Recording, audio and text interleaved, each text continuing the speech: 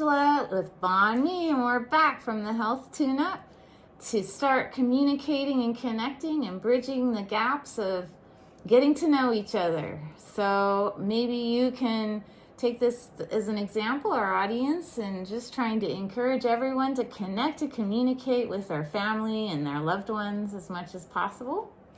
So today, my question for you is, what makes you feel valued? That's a good question. I think, of course, it changes over your lifetime as to what makes you feel valued. But I guess after I had a lot of responsibilities, and so I would feel good about myself, that I was valuable when I completed my tasks that I had to do. How about you? Well, but what gives you value? I mean, what gives you your own inner value? Is it value because you feel useful? Is that the value? Yeah, I like to help people. If I can help somebody, then it makes me feel like I did something good, so it was valuable to them, and so I feel valued. I guess that would be the best place. Okay, being helpful, sure. No, that's good. But do you have your own sense of worthiness? No, not really. Well, that's not good. I mean, I never thought about myself as being worthy. Well, not in an egotistical way, but that you're just in and of yourself worthy? I can't say as I've thought about that being worthy of something. Things just came along and I dealt with them. I didn't think I was unworthy. Well, that's responsibility. Yeah, I didn't think I was unworthy, but I never really thought that something made me worthy. I always felt what gives your life value? Well, that's my spiritual life. Right. So has helped me immeasurably. Whatever your spiritual life is, that's where your real value is, I think, in life. As far as feeling good about yourself, what do you think? Well, being a good human being. Mm-hmm. I think that's the true value of this life. That it's the value is what I can give and in this body, in this life, and also receive. I think it's reciprocal in life. Well, I think there are problems when there's no reciprocation. I mean, there is one thing to give, obviously, without any strings attached. But also relationships are reciprocal giving and receiving as well. Right. And I think that's part of our journey as spirits in human bodies. All right, these relationships. Right. You're right. Receiving, sometimes we don't think we should receive goodness because we don't have any value, self-value. And that's not good. No. I mean, we deserve to be treated fairly and painlessly. We deserve these things, and we need to be open to receiving thanks from people and goodness that comes our way, and thank the Lord for it. That it's. What do you think? Yeah, I mean, value in life. I think it's just being open to learning and experiencing life, and I think everybody's life has its own gifts. I think our value, I think everyone has equal value. I think we're equally worthy. Mm-hmm. I don't care. Every single soul is of equal value. It's the same drop from the same source. So, but we all have different stories. So I think for us to be here as humans, we're supposed to live our stories and be the best human beings that we can be. Right. That's the value. It's the effort of trying to be good. Right. Well, you're right living and being a good human being. And that's the trick too. It's not always easy. No, because sometimes it's much more fun not to be. But we really, really have to try. Well, and not everything's fun. No. In fact, So that's why we do these videos, is that a lot of life happens. Things happen, events happen, people die, people are born, accidents happen, money comes, money goes.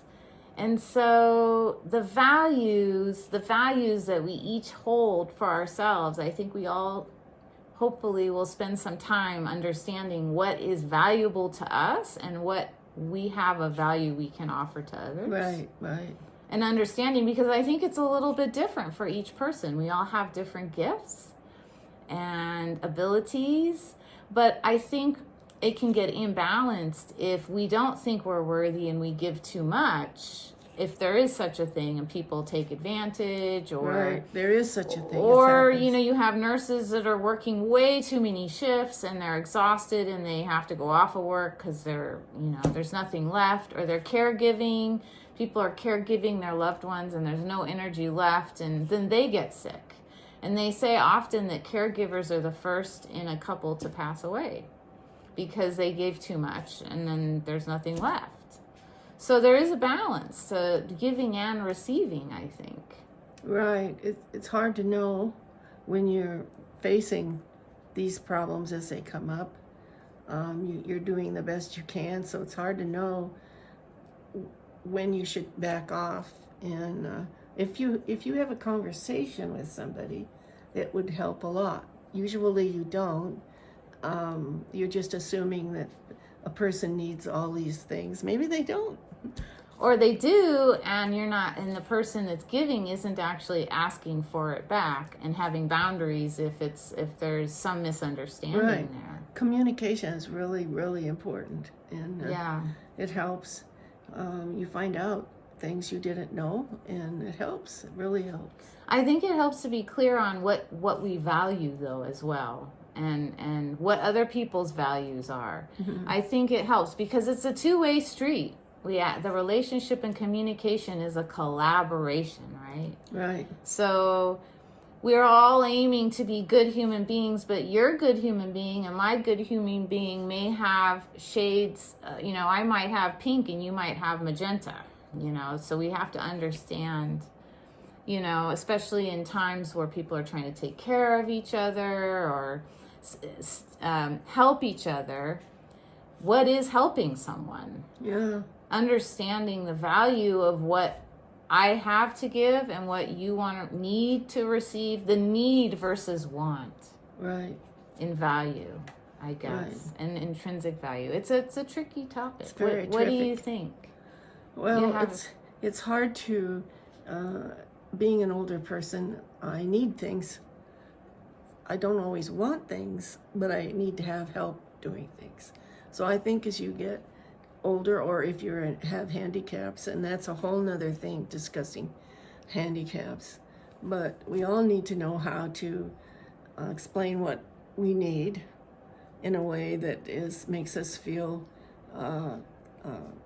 good about ourselves, like we're not begging for something, that we're just making a statement. And then we have to, sometimes people say, no, I'm not going to do that. So then what are you going to do when they say that? We cooperate. We do. I wasn't talking about you. But there are differences in values. Value is such a broad topic. But I think that we run our lives by what we value and how we value ourselves. Well, we have prerogatives? No. Priorities. And we ought to look at our priorities. I think that kind of helps you decide what is really important and what isn't. So what's your priority at 81 years old that would be different than me at 51? Well, getting out of bed. That's a priority. Physical things. And I try to be a little creative. I enjoy being creative, and I can't do my physical things that I wanted to do. This is a creative project. It is. And it's helpful. I mean, we're learning a lot about ourselves that we didn't really know before. Right. So, and encouraging others to do the same. Yeah. Because ultimately that's what this is for. There are two things, is we're helping each other And maybe we can help others, inspire others to go corner their family members. I mean, I'm in a wheelchair. Hey. What can I do? Yeah. I can't escape. Yes, you could. You could, but it wouldn't be a fast getaway for sure. But I think I'll win in the end. I think so. You can try, though. I don't think I will. I'll give you a head start. Well, priorities, that's right. So do you think it's important to ask what other people's priorities are? Yeah, because they're different. Right. And that's the whole thing. My priority is a lot different for myself than her priority for me is. And that's where we run into some of our differences of opinions. But we meet in the middle.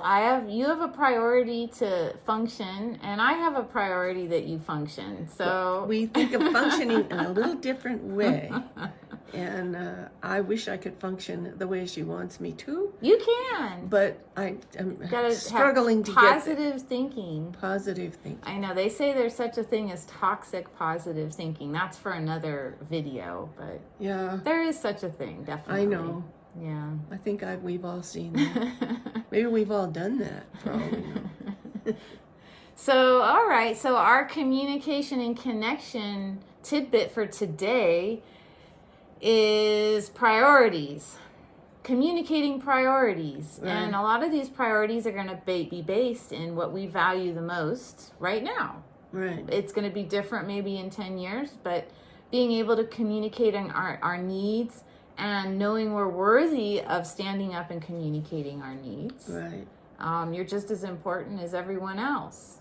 And not in an egotistical way, but in a human spirit sort of way. Right, right. Yeah. So, well, we're just trying to help people bridge gaps and not be scared to reach out and speak to their loved ones and ask questions and maybe give some ideas as far as what questions to ask them. Right. Like have real conversations and real connection. Right. And hopefully you maybe already are. I know a lot of wonderful families are having great conversations. But I think across generations, there's a lot for us to learn from each other. So. Right, right. All right. Well, for today, I think that's plenty to chew on. So for now, bye for now from Mom, me, and the Life Tune-Up. Bye.